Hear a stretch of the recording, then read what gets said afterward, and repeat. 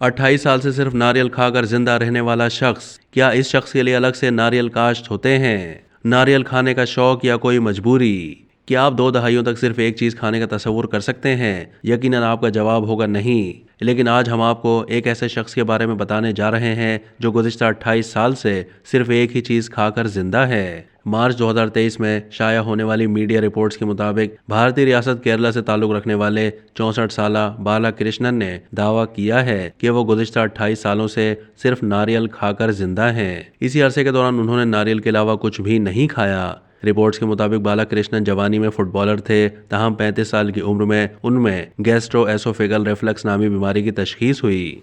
वो जो भी चीज़ खाते थे वो फौरन उल्टी की सूरत में बाहर आ जाती थी, जिसकी वजह से उनके जिस्म में इस हद तक कमजोरी हो गई थी कि वो चलने फिरने से भी कासिर थे। बालाकृष्णन ने अपने इलाज के लिए मुख्तलिफ टोटके आजमाए, लेकिन फिर उन्होंने एक दिन नारियल खाना शुरू कर दिया।